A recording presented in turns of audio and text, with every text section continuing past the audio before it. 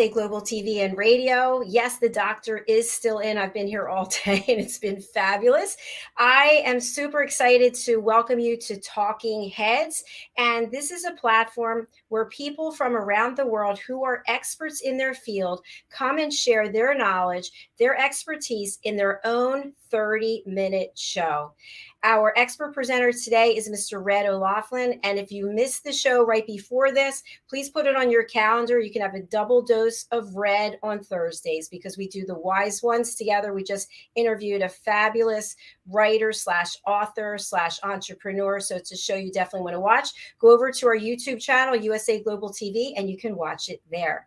Red O'Laughlin has accomplished so much in his life, and I feel this connection with him. We've been working together on 2 books, and both of the books became #1 bestsellers on Amazon. The one we released yesterday, within a couple of hours, there it was, #1 new release. So this is a man you want to get to know. In addition to all that he's accomplished and his incredible career in the military, he has expertise when it comes to publishing, when it comes to writing, and when it comes to health and wellness and longevity. Let's welcome him to the show, Mr. Red O'Laughlin, expert presenter.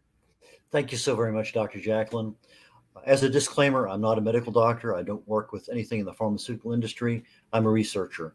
My first love was chemistry.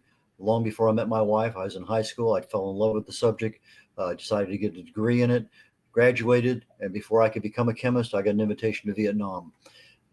In the meantime, I had married my wife. I've spent 31 plus years in the military, and very shortly it'll be 54 years with my lovely bride. And in the meantime, I'm using my chemistry nowadays to research the human body at the cellular level. Chemically speaking, I look for cause and effect relationships. Treat a cause, fix a problem. Treat a symptom, and you'll always be treating symptoms. So the health and wellness presentations I give are for awareness, #1. #2, for education. And #3, to give you some ammunition so that when you talk to your doctor about making a change in something, you have something you're armed with. And you say, hey, doc, what about this? I had that. I use it myself. I was on a couple different medicines, and just very recently, in fact, less than 2 weeks ago, we're in there. I'm saying, okay, I'm on this and this. And we had a nice discussion about it. And he says, okay, taking you off. So if you know what's going on, you can make a difference in what's going on. Today is lesson #2 on heart health. And I'm really going to concentrate on, we talked generically about our heart health last time. So right now I'm going to talk about what are some of the heart diseases and what can we do about them. I mean, there's some issues with LDL, gene alteration, omega-3s, CRP, C-reactive protein, LDL in excess, and HDL, whether it's an excessive amount or a low amount, insulin, glucose, nitric oxide, vitamin D, vitamin K, estrogen, triglycerides, testosterone, fibrinogen, homocysteine, hypertension, cholesterol, and one of everybody's favorite, the oxidized LDL, which is part of the plaque that's formed in your heart. So let's go ahead and go to the first slide, and we're going to introduce the first basically 6 topics. However, it may look like there's 7 up there, but we're going to talk about hypertension, but we're going to combine the glucose and insulin because they're so interrelated, it's kind of hard to separate them. Homocysteine, talk a little bit about that. Same thing with the other ones up there, CRP, triglycerides, and the AGEs. So let's go ahead and go to the next slide, please. Next, okay, fair enough. High blood pressure, also called hypertension. Hypertension, when you put that much extra pressure, in other words, that the heart wants to operate within a certain level, and all of a sudden now you're putting a restriction on it, the pressure goes up. And a lot of things cause that. Now, most of us are familiar with 120/80. That's millimeters of mercury. That's what we measure for our blood pressure. And ideally, that's what it's been for decades. That's what they call the ideal. But if you look at the more current literature, they're saying if it's just a little bit less than, not much, 115/76, that is really and truly probably the most ideal blood pressure you can have. High blood pressure increases the risk of cardiovascular disease, and in particular coronary artery disease.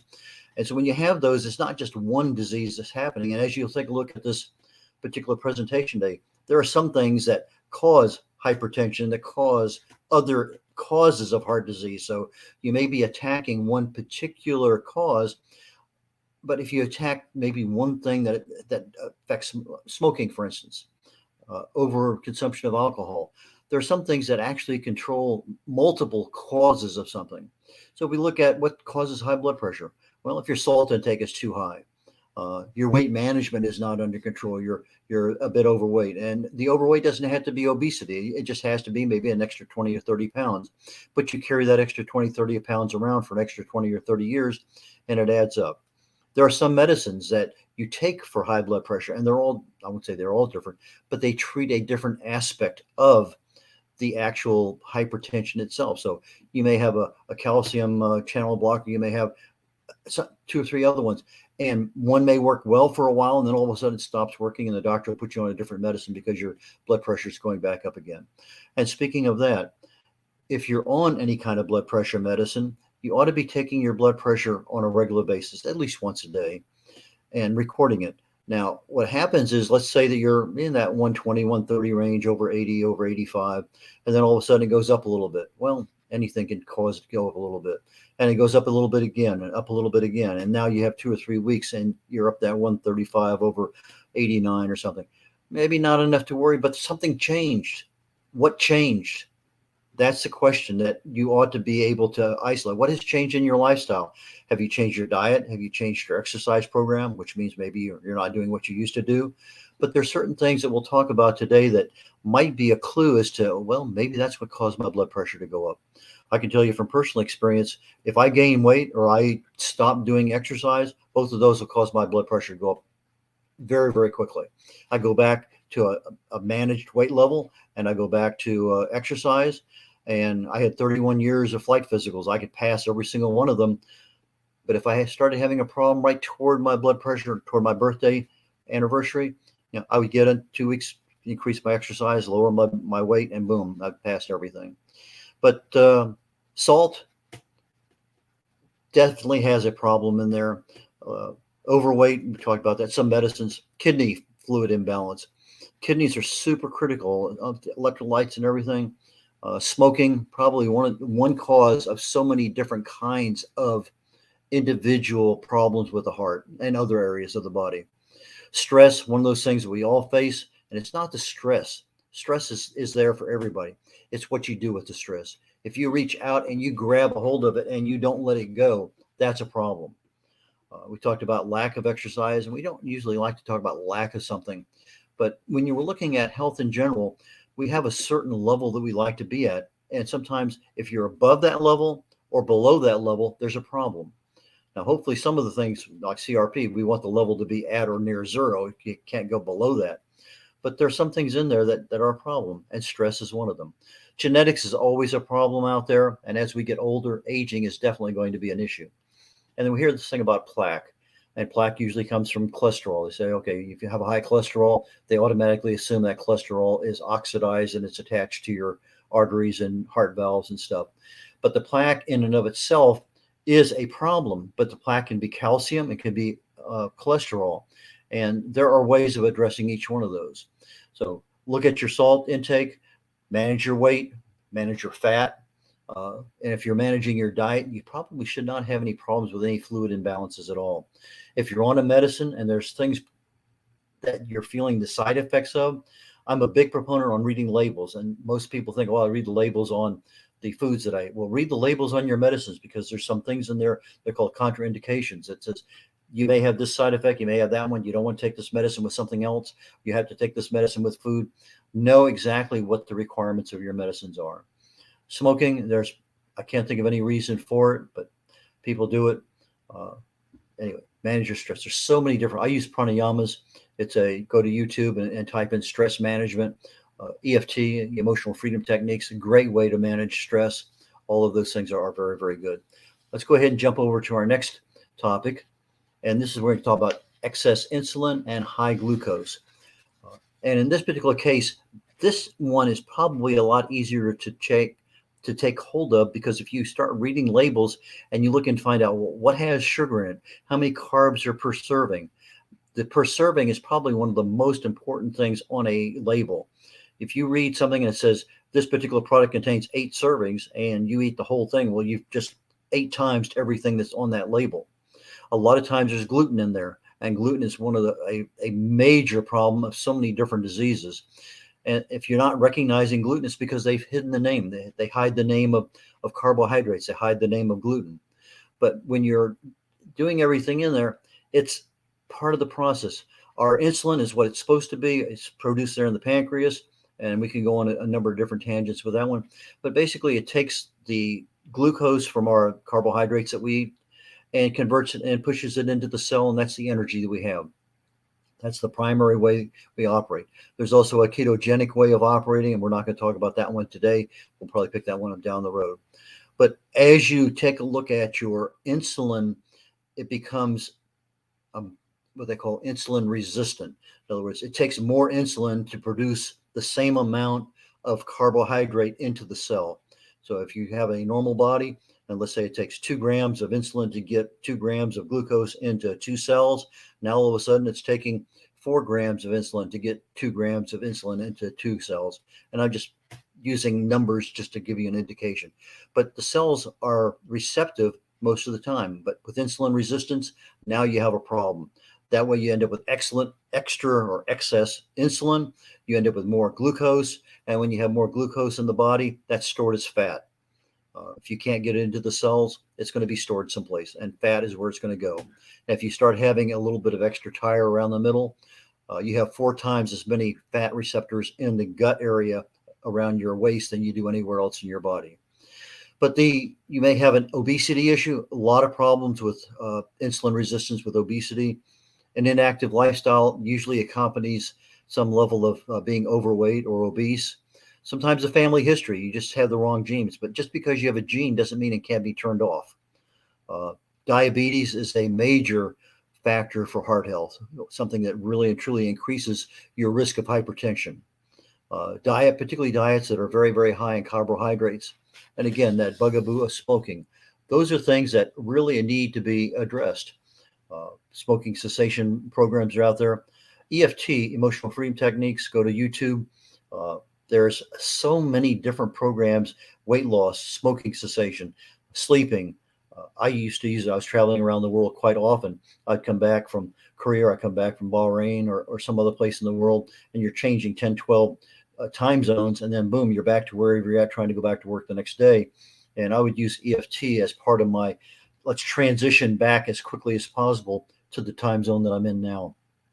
I find it to be an exceptionally easy, free, fast, cheap way of being able to make changes in your lifestyle. Let's go ahead and jump to the next slide, Dr. Jacqueline. Homocysteine.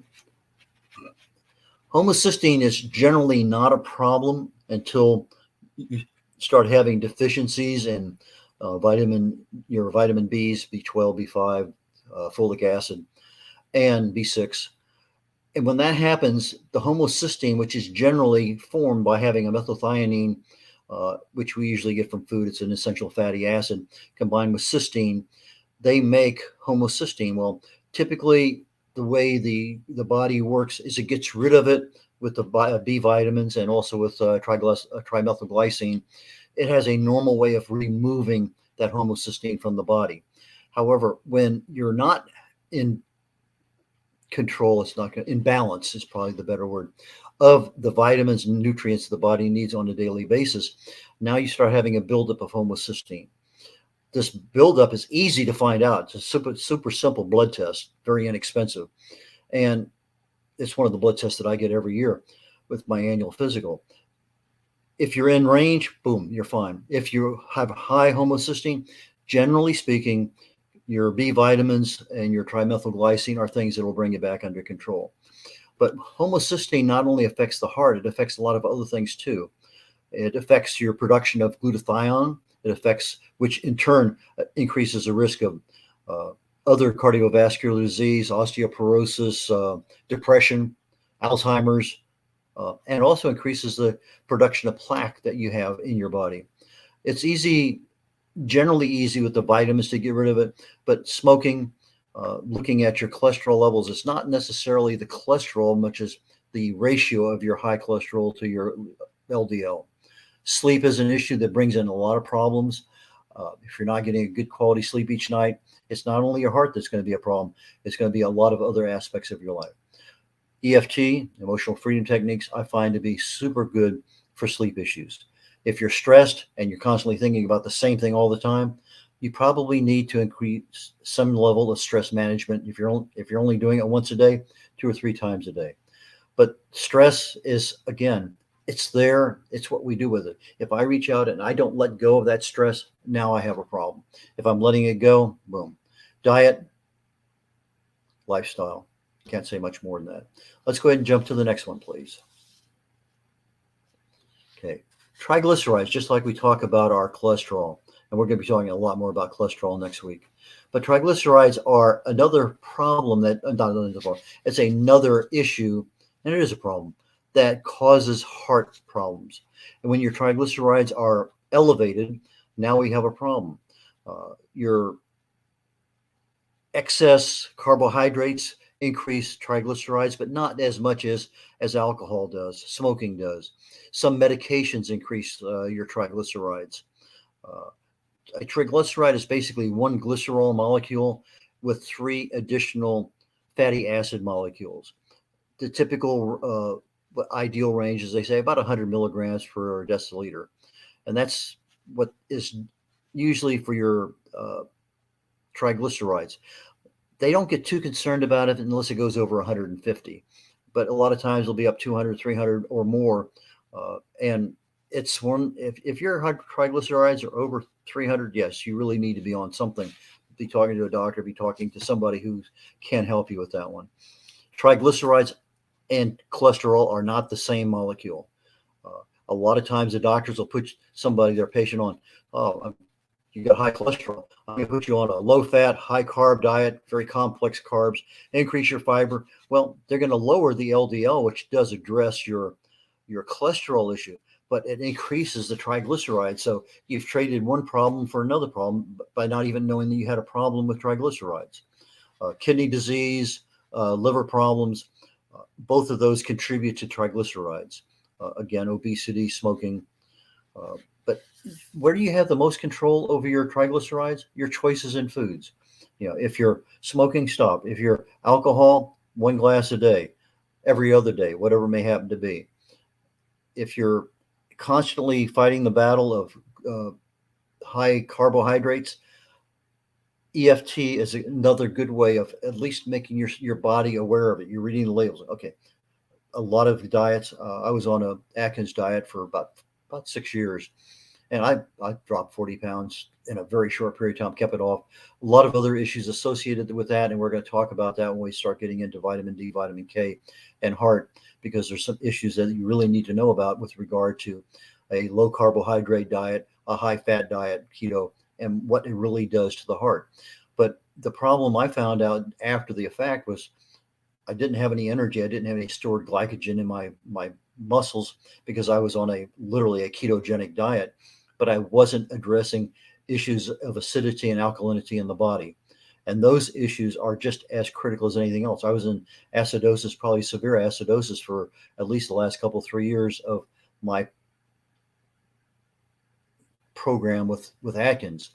I was living in Germany. I could go down to Italy. I'd pig out on pasta, on bread. Boom. I was on less than 10 grams of carbohydrates a day, and I'd go up to 30, 40, 50, 100 or more.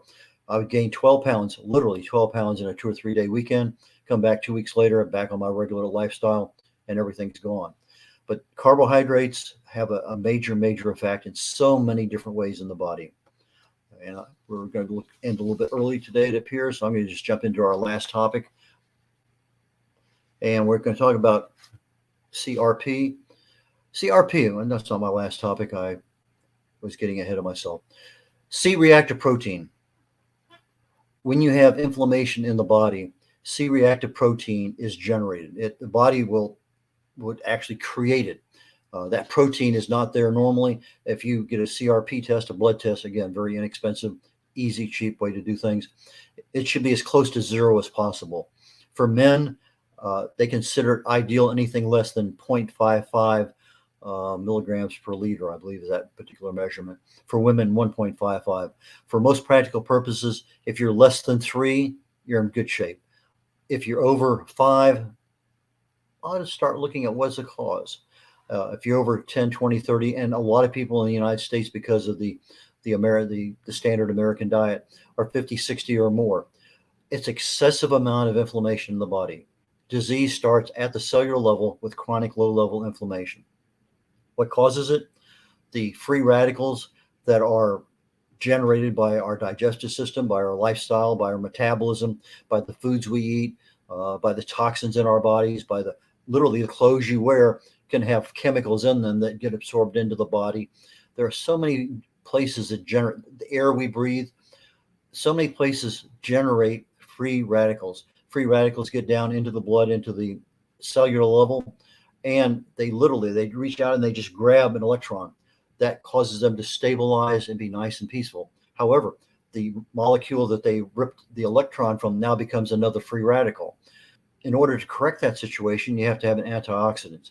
These are molecules that have extra electrons. And so when something rips off an electron, instead of the new molecule becoming a free radical, they are both stable and you literally neutralize that free radical. You're neutralizing the inflammation. They're saying 90, 95, 99% of all disease starts at chronic low level cellular inflammation. And if that's true, if you control the cellular inflammation, then you shouldn't have any kind of problem.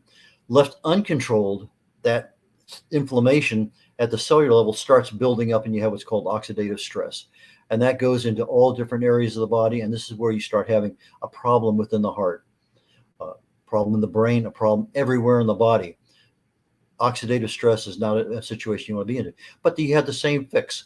Your antioxidants are going to take care of the oxidative stress. They're going to take care of the inflammation. But CRP is the way you measure it. Stress causes an increase in it. Trans fats, excess saturated fats, smoking. We've talked about that a number of times already. If you're not sleeping well, your body doesn't have time to make the repairs that it needs to make when you're sleeping. Again, now you're outside of that range. If you have a vitamin deficiency, A and D in particular, and we can talk about A, D, and K in the weeks to come. Leptin is a hormone. It's created in your fat cells. When your body says, "Okay, let's stop eating," it's the leptin that's saying, "Hey, brain, I got enough." It's called you're being sated. Your satiety level is reached.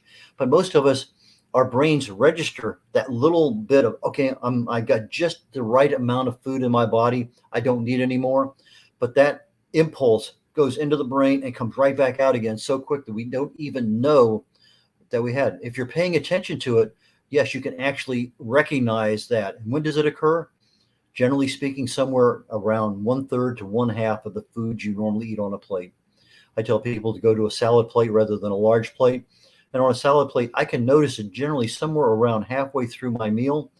I can actually feel in my body, in my brain, that leptin is telling my brain, okay, you've had enough. You don't need any more. But if that food tastes so good and I need that extra potato chip, I can't just have one, then I'm going to continue eating. And the leptin is the one. Now, you can have leptin resistance just like you have insulin resistance. But for most of us, if we recognize it, I went through one period at work. They brought out a hypnotist at work I had at Halliburton. And I was hypnotized, and they were trying to tell us to recognize that particular point. And unless you are aware of it, it's comes and goes. But once through that hypnosis, I became very aware of it, and I would stop eating. Nowadays, I'm aware of it. I don't always stop eating, but I'm aware of it. And that's part of making a change in our life, is becoming aware of something. So part of the education process is just the video you're watching right now is what can you do in order to make changes?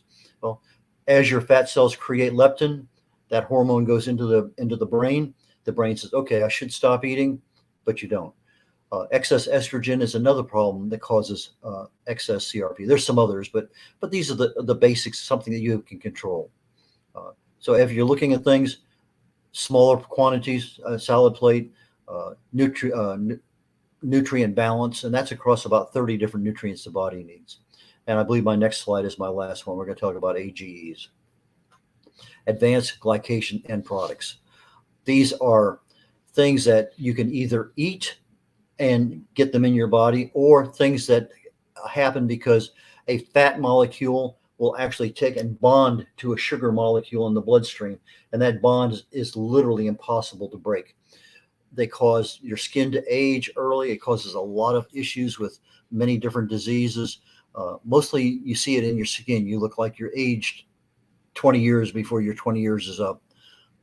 But a lot of fried foods, uh, if you have something that we all love, barbecue, the charred blackened, whatever, when you start seeing that char on that, it tastes great, but that is an advanced glycation end product. It gets into the body, and in particular for heart disease, it's one of the ones that is a major component of the heart disease. Now, when I was writing my book on longevity, and I put in a section on heart health, I found 17 individual causes of heart disease.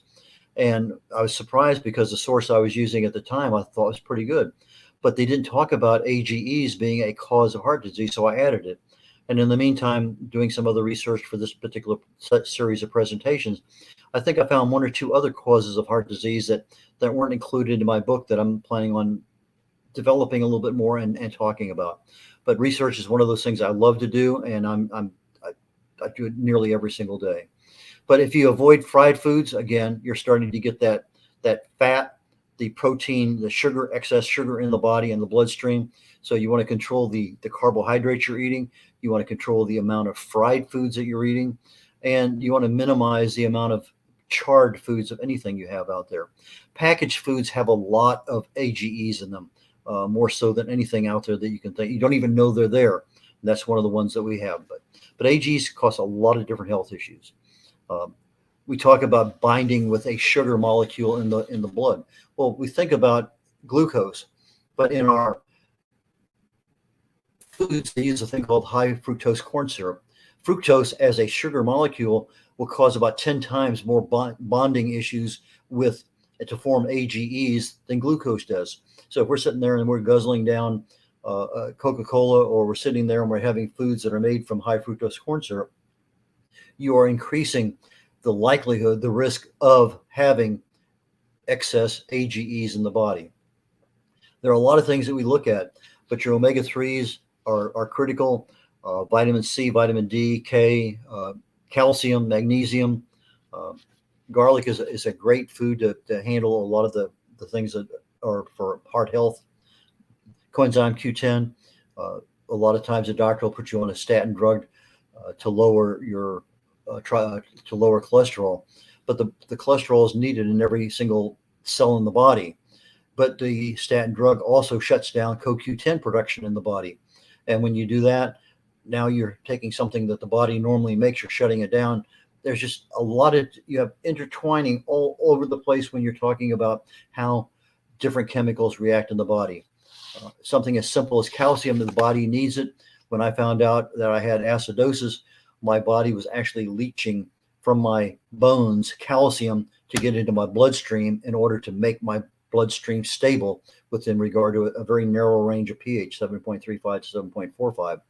I didn't know that at the time. I've since found out about it. It's one of those things that I look at. I actually measure my body's pH. When I go on a fast, I'll do it morning and night just to make sure everything's in that right range or very close to it. And there's a lot of things we can do to control the body's pH. The body prefers to be in an alkaline condition, something 7.4 or above. Citrus is one easy way to do that. Fruits and vegetables are another easy way to do that. They make the body naturally alkaline. Your fats, your proteins, your carbohydrates, your normal breathing, digestion, exercise, thinking, everything else causes the body to be acidic.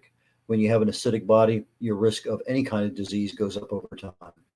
So we right at just about at time for 30 minutes, and I think I'm going to go ahead and call it a quits today. So Dr. Jacqueline, if you'll come on back, and we will look forward to next week. Here I am. Great presentation, chock full of vitamins and nutrition. So And thank you. I tried to keep the chemical names to a minimum today, but that's not always going to happen. But we'll do our best to keep them pretty simple. Let's, like I said, concentrate on awareness and education so that people can take the information and use it appropriately. It's Again, really important. always, As I go ahead. yeah, always with your doctor's permission. If you're on a medicine, don't just start changing something in your lifestyle. If you're on any kind of medication because you don't know what you're doing, talk to your pharmacist, talk to your doctor. Uh, just don't start something just because red.olaughlin said, hey, you need to increase your whatever.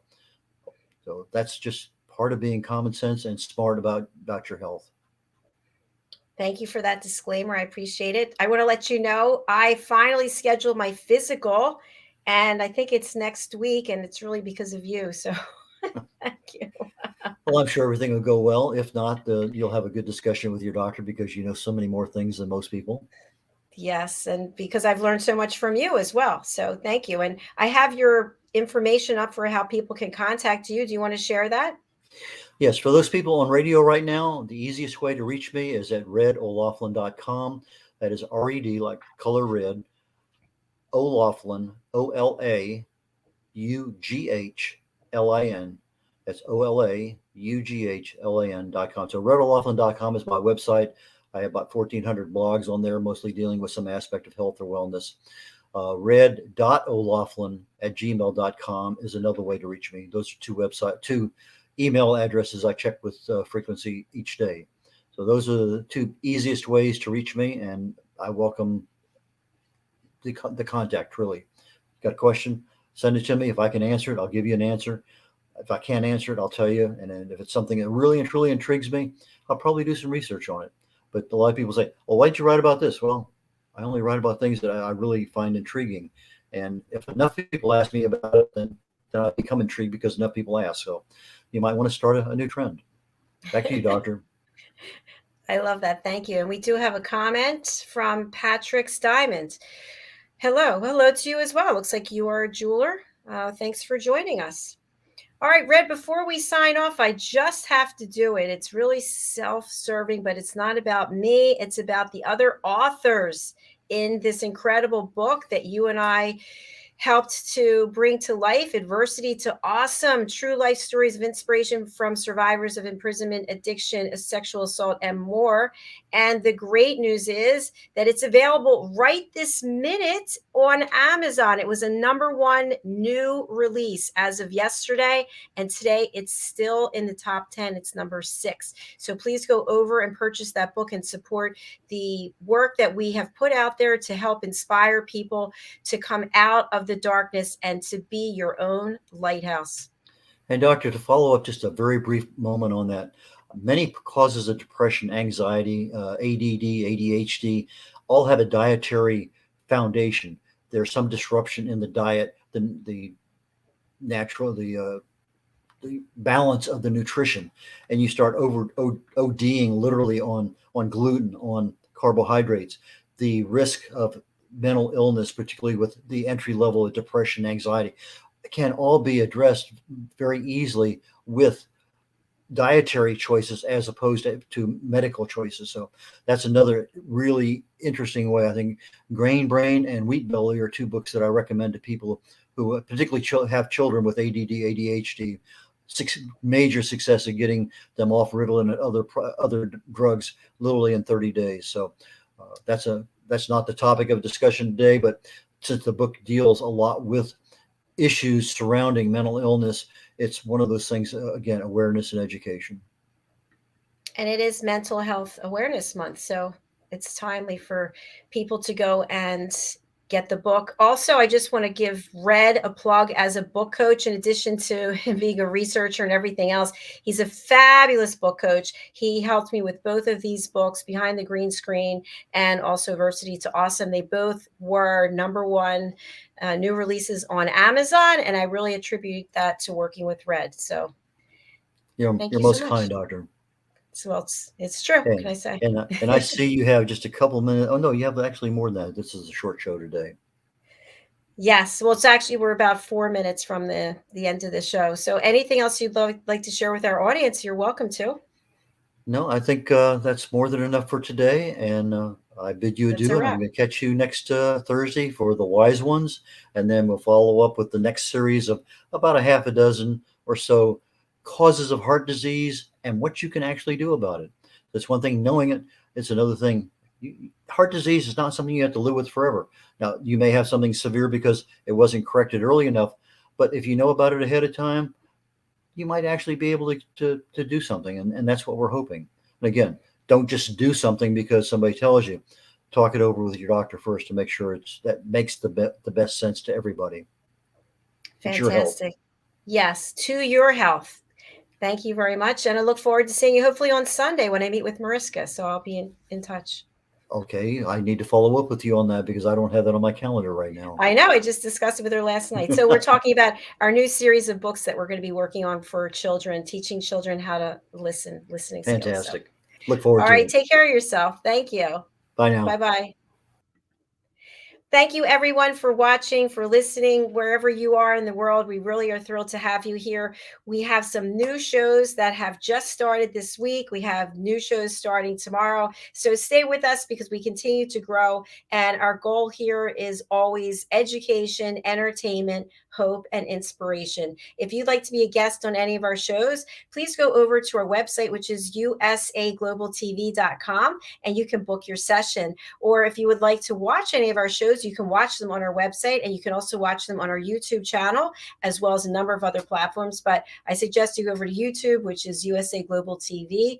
And if you are watching there now or in the future, please hit subscribe and join our family. You'll be made aware of all of our shows. We have between 20 and 25 live shows a week, and that's continuing to grow. So thank you so much. Enjoy the rest of your day, your night, your morning. We'll see you tomorrow.